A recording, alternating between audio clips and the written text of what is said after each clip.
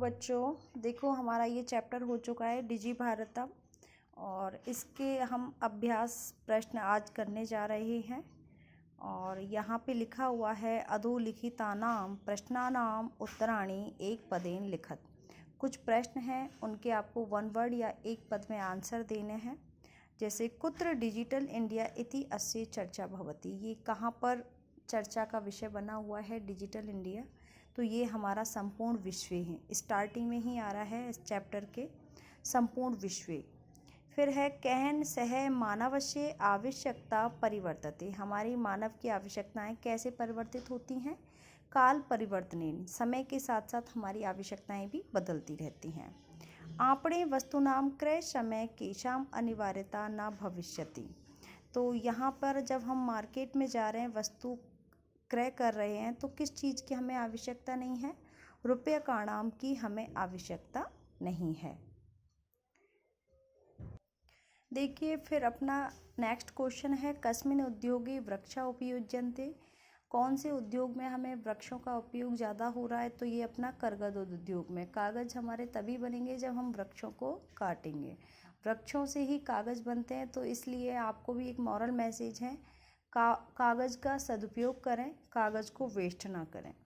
अद्य सर्वाणि कार्याणि केन साधितानि भवन्ति, तो आज के समय में जो सभी कार्य हैं किसके माध्यम से हो रहे हैं, कंप्यूटर के माध्यम से, जिसको हम संगणक यंत्रेण बोलेंगे। ठीक है। यहाँ नेक्स्ट है अधोलिखितान प्रश्नान पूर्ण वाक्येन उत्तरत, कुछ प्रश्न दिए हुए हैं जिनको पूर्ण वाक्य में देना है।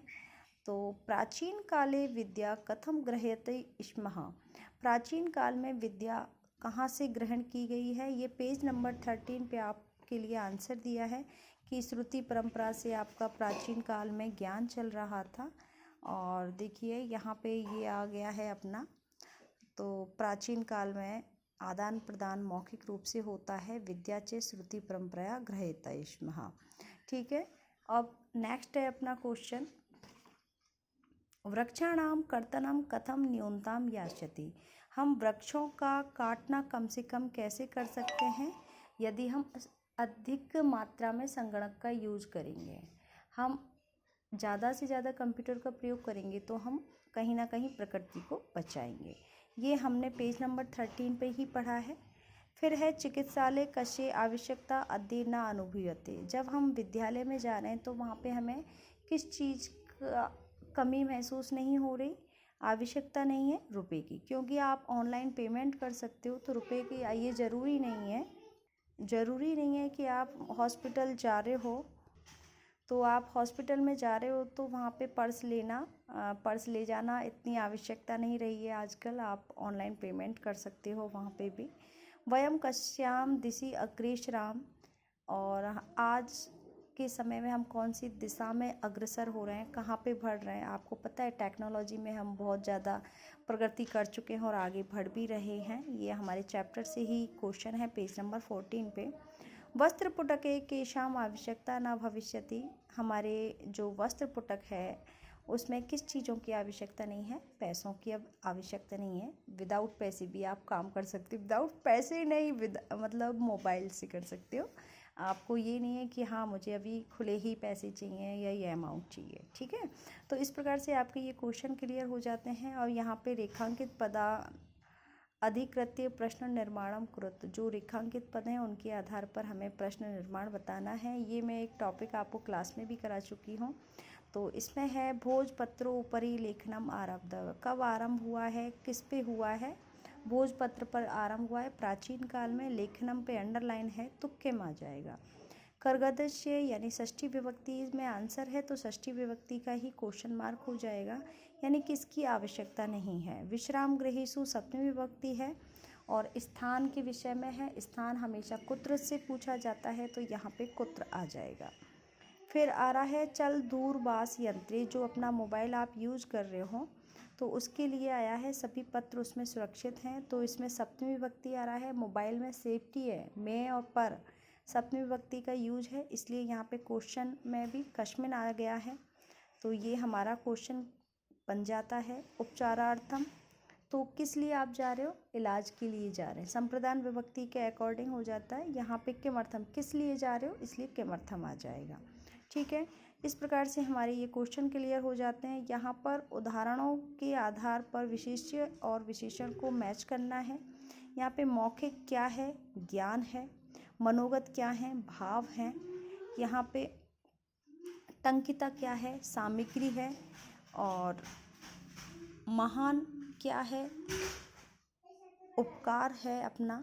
मुद्रा विहीन क्या है, विनिमय चल रहा है मुद्रा विहीन, और बहुत सारे ऐप भी चल रहे हैं।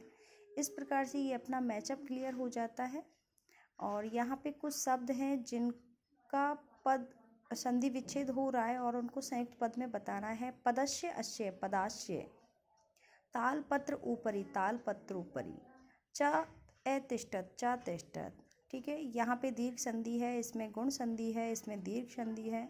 कर्गदु उद्योगे में आपकी गुण संधि हो रही है। क्रय अर्थम में दीर्घ संधि हो रही है। इति अन्यो, इसमें यण संधि का उदाहरण आ रहा है। उपचारार्थम, इसमें भी आपका दीर्घ संधि का उदाहरण आ रहा है। सारे ही स्वर संधि के एग्जाम्पल्स हैं और ये आपको रीड करना है। फिर उदाहरण के आधार पर अधोलिखित पद को लघु वाक्य में बनाना है। यहाँ पे आवश्यकता है, सामग्री है, पर्यावरण सुरक्षा है, विश्राम गृहेषु है। ये आप चैप्टर में से रीड भी कर सकते हो और ये मैंने आपको संस्कृत में बताई भी हैं, उनके अकॉर्डिंग भी कर सकते हो। नेक्स्ट है उदाहरण के अनुसार कोष्टक में दिए हुए हैं उनको चतुर्थी विभक्ति में कन्वर्ट करना है, चेंज करना है। जैसे भिक्षुकाय धनम ददातु, हम भिक्षुक के लिए धन देते हैं, भिक्षुक कोष्टक में था। ऐसे छात्र का है तो ये छात्राएं हो जाएगा, ये गलत फिल किया है आपने, छात्राएं हो जाएगा। यहाँ पे निर्धन है, निर्धनाएं हो जाएगा। और यहाँ पे लता का लताएं हो जाएगा, ये आपने रॉन्ग कर रखा है, यहाँ पे छात्राएं होगा। ठीक है, उसी प्रकार से नेक्स्ट क्वेश्चन भी है। सुरेश, सुरेश का सुरेशाय अलम, यानी आप आपस में विवाद ना करें रमेश और सुरेश, तो उसके लिए ये अलम विवादेन भी होता है, अलम पर्याप्त के लिए भी आता है, सुरेशाय। फिर अध्यापक है नमः, जब हम किसी को नमन करते हैं तो चतुर्थी विभक्ति का प्रयोग होता है अध्यापक, अध्यापकाय, यानी हम शिक्षक को नमस्कार कर रहे हैं। ठीक है, इस प्रकार से हमारा ये अभ्यास कार्य कंप्लीट हो जाता है। डिजी भारतम चैप्टर 3